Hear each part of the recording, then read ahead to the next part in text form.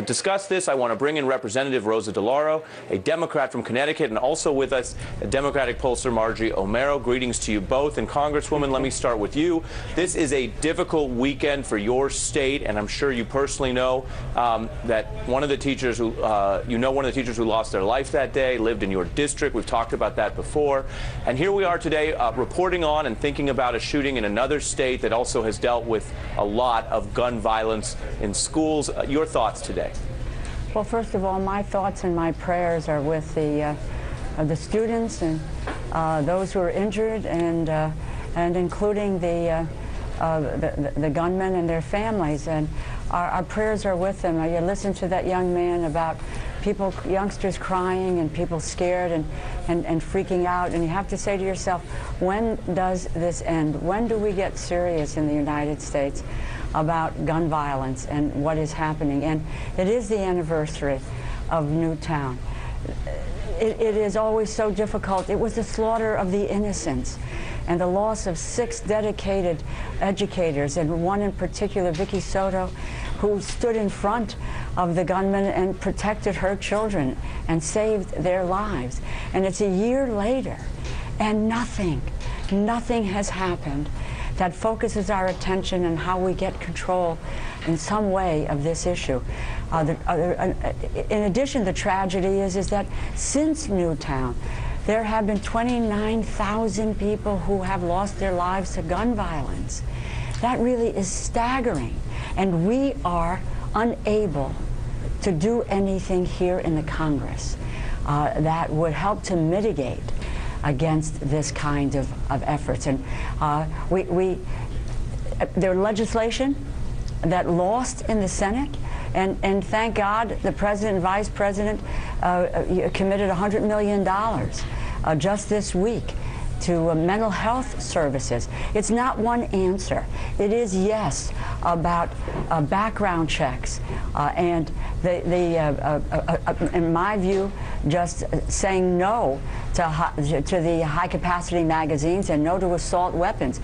But let's balance these efforts with the kinds of mental health services in our schools instead of armed personnel, which can bring some sanity and some assistance and some counseling to both youngsters and their families, and to the school personnel. And Congresswoman, looking at the perspective from your state of Connecticut at this anniversary, as we look, of course, on the screen of images of this shooting in Colorado, what do you think, though, about the idea that there have been some progress on the issues you were just discussing at the state level, and your state passed state-level reforms?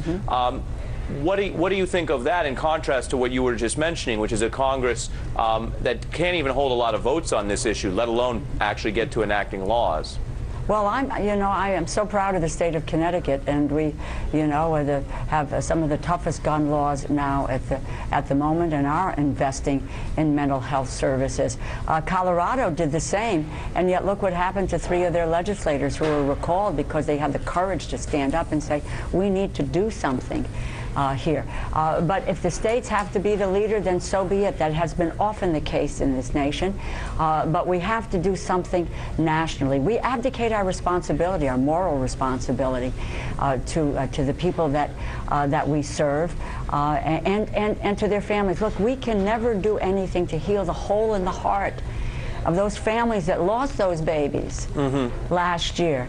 But they certainly need to know that we are there for them to help to try to make a difference to stop this senseless and this reckless gun violence in the United States. And Margie, as we look again at images of students, of children fleeing a school, fleeing a shooter, as we think about the anniversary and we balance different ideas about what to do, privacy, requests for privacy and peace from many family members and victims' families, but also a lot of discussion from some victim family members about the need for state and federal action, testifying before Congress. This week we've heard from some of those here on this program. Walk us through where public opinion is on this issue, because at times it seems more nuanced than a one-note answer from Washington. Absolutely. Very frequently, people want to look at what's called the three-way or three-pronged question. Should gun laws be stronger, weaker, or kept the same? And the problem with that question, it's not that it doesn't have its uses, is that we don't know what people are thinking of when they're thinking stronger gun laws, weaker gun laws. We're not sure what the respondents are thinking of.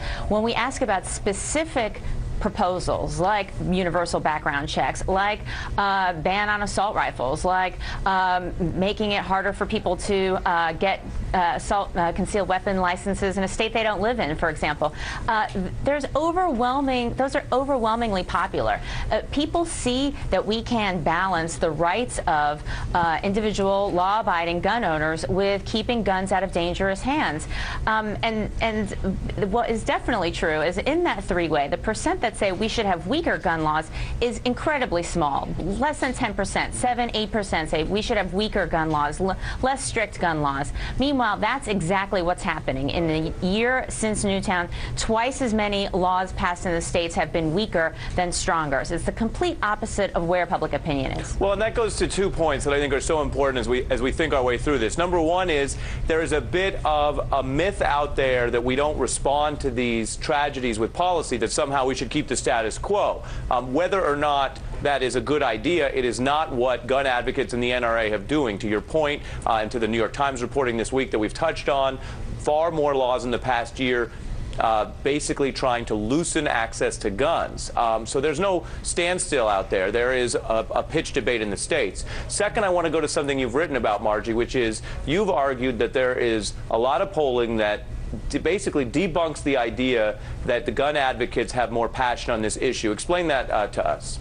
Well, it's something that maybe the coverage reflects that some passion, a difference in passion, but that's not where voters are. If you look at the 90% of Americans who support universal background checks, 90%, you have clear majorities, 3/4, 2/3, depending on the poll, say they strongly support universal background checks. It doesn't matter what the intensity is in the 10%, because you're going to have 2/3 or 3/4 of those of Americans say, I strongly support universal background checks. There have been other polls that say, would you support someone, would you change your vote for a candidate whether or not they support universal background checks? And in those polls, majorities say, yes, that would make a difference for me. And so I think for some reason, there's this sense out there that people want to write the story that support for gun laws is evaporating. It has never been very strong, or you have a lot of Democrats who are worried that they may lose support, and that's just not true from the polling. Well, it's not true if you're looking at targeted suburban women. Let me jump in there, though, because Congresswoman, we hear the other side of that as well, though, to push back a little bit. We hear a lot of members of Congress talk about the fear that they'll be voted out of this on this issue. And that is a part of democracy. That's part of the full holistic understanding of this anniversary that people care a great deal about. Is that your experience, that there is fear holding people back on the Hill? And also tell us, if you can, with the anniversary coming up, has this been, with the budget and everything else going on, has this been something that you and your colleagues have been talking about this past week, or not as much? Well, what we've been talking about this past week with regard to Newtown, and just this afternoon, several of us were over at Martha's table to try to do some act of volunteering or kindness, because the Newtown families have said they want to maintain their privacy this weekend. They are still in great pain, but have asked all of us if we would do some act of kindness and volunteer in some way. And several members, myself, as I said, we're at Martha's table. Margie has been so accurate in saying that overwhelming the people of this nation want to see action to prevent these kinds of efforts from happening. And it is clear that, as I said earlier, that the Congress has abdicated its responsibility.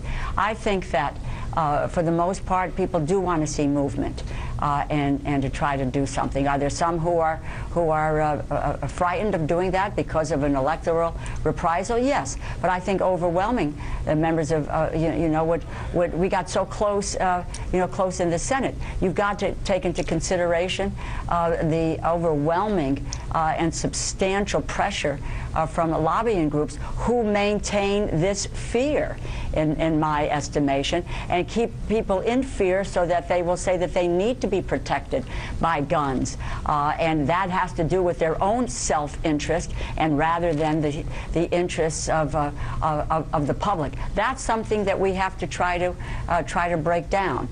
There is a fear of reprisal, but I think if enough people are manifesting that view locally with their members of Congress and are demanding a change, you would see change. Well, and Congresswoman, it's well put and important to think about today. You're really speaking about two levels of fear: the personal safety fears that people have, as well as the political fears that their leaders have. And one of the big points that you hear over and over again is there is room for self-defense, there's room for hunting, there's room for the constitutional rights to bear arms, while also regulating the access point, the screenings we do, and weapons that seem more designed for military or offensive actions.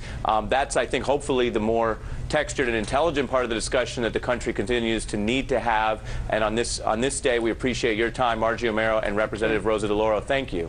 Thank you. Pleasure to be with you. Absolutely.